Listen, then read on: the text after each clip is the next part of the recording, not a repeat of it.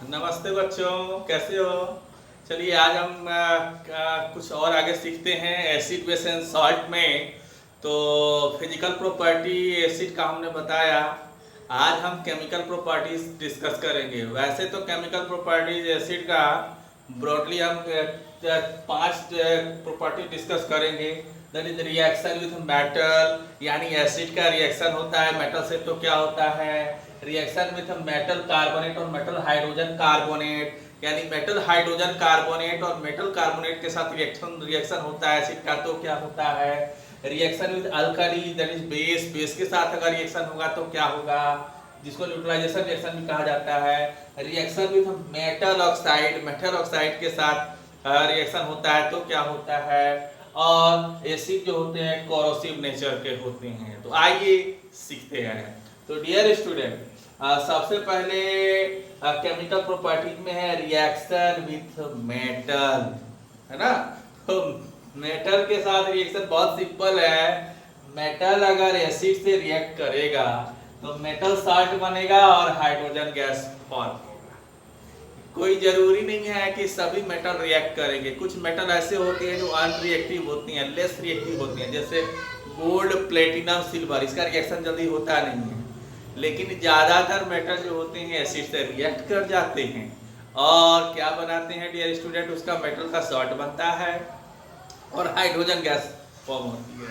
लेकिन आप कैसे प्रूफ कर सकते हैं, कैसे आप कह सकते हैं कि मेटल एसिड से रिएक्ट करके हाइड्रोजन गैस फॉर्म करते हैं। तो इसके लिए हम लोग एक्टिविटी भी एक्सप्लेन कर सकते हैं। जैसे हम लेते हैं एग्जांपल, जिंक को अगर डाइल्यूट सल्फ्यूरिक एसिड में अगर रखेंगे तो जिंक सल्फेट का फॉर्मेशन होगा, जिंक सल्फेट ZnSO4 का फॉर्मेशन होगा और हाइड्रोजन गैस फॉर्म होगी, है ना। आइए हम एक्टिविटी से समझते हैं। सिंपली अब एक्टिविटी क्या है कि आप आयरन का स्टैंड है, इससे आप बॉइलिंग ट्यूब में जिंक का छोटा छोटा टुकड़ा ग्रेन्यूल्स ले लीजिए और इसमें डाइल्यूट सल्फ्यूरिक एसिड रखिए।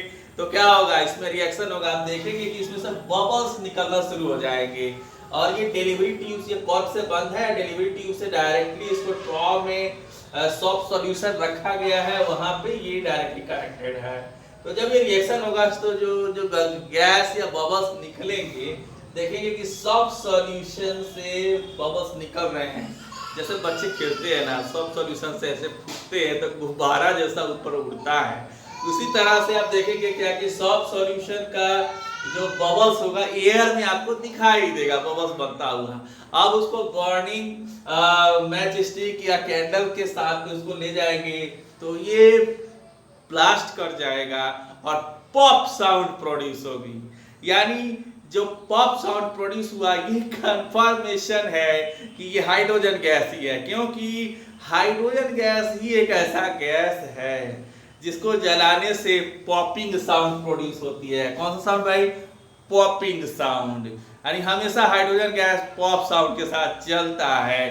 तो डियर स्टूडेंट, तो इससे प्रूफ होता है कि हमेशा एसिड मेटल से रिएक्ट करता है तो हाइड्रोजन गैस ही फॉर्म होते हैं, कार्बन डाइऑक्साइड नहीं होता है, ऑक्सीजन नहीं होता है, क्योंकि उससे पॉप साउंड निकल रहा है। तो इस एक्टिविटी को एक्सप्लेन करने के लिए आ सकता है। अब डियर स्टूडेंट एक क्वेश्चन है, why sour foodstuffs are not stored in metal vessels? Metal vessels में सौर फूड स्टफ्स को क्यों नहीं रखना चाहिए। तो डियर स्टूडेंट, जो सौर फूड स्टफ होते हैं उसमें क्या प्रेजेंट होता है, यस एसिड। तो उसमें एसिड प्रेजेंट होता है और एसिड मेटल के साथ इंजेक्ट करेगा तो मेटल साल्ट बनेगा और हाइड्रोजन गैस फॉर्म होगा। तो अगर वो मेटल वेसल्स में अगर सॉल्ट बना तो वो पॉइजनस साल्ट या बन सकता है और टॉक्सिक साल्ट बन सकता है और वो उससे फूड पॉइजनिंग हो सकती है, फूड कंटामिनेट हो सकता है और अगर उसको कोई खाता है तो उसके हेल्थ के लिए भी प्रॉब्लम है, हेल्थ हजार्ड भी है। तो इसीलिए मेटल वेसल्स में सौर फूड स्टफ को नहीं रखना चाहिए। रखना चाहिए कि नहीं रखना चाहिए, या नहीं रखना चाहिए। तो ये साइंटिफिक कारण है डियर स्टूडेंट। ये हो गया। अब उसके बाद से अगर लैब में जो एसिड को डाइल्यूट किया जाता है वो प्रोसेस है। तो एसिड को अगर डाइल्यूट करते हैं तो वाटर को एसिड में या एसिड को वाटर में मिलाएंगे। ये कैसे मिलाएंगे, तो देखा गया है कि जब हम इसको मिक्स करते हैं तो बहुत ज़्यादा लार्ज अमाउंट में हीट एनर्जी रिलीज होती है। तो ये एक तरह का एक्सोथर्मिक प्रोसेस है। तो इसीलिए एक्सोथर्मिक प्रोसेस है, तो इसीलिए क्या किया जाता है कि एसिड को वाटर में मिलाया जाता है विथ कांस्टेंट स्टीयरिंग, क्योंकि इसमें से बहुत ज़्यादा हाई एनर्जी रिलीज होती है, हीट एनर्जी, और वो हीट एनर्जी इतना है कि होती है कि उससे बीकर फट सकता है, एसिड का स्प्लैश अगल बगल में पड़ सकता है। इसीलिए ये एडवाइस दिया जाता है कि हमेशा एसिड को वाटर में मिलाइए। वाटर को एसिड में मिलाएंगे तो बहुत डेंजरस हो सकता है। तो डियर स्टूडेंट, डाइल्यूटिंग एसिड में हमेशा एसिड को वाटर में मिक्स किया जाता है। तो डियर स्टूडेंट, आप मैं समझता हूँ कि आपको समझ में आ गया होगा, अच्छा लगा होगा वीडियो आपको। तो अगले वीडियो में और इंटरेस्टिंग तरीके से आपको हम बताएंगे। तब तक के लिए इतना ही। Thank you, have a nice day, नमस्ते।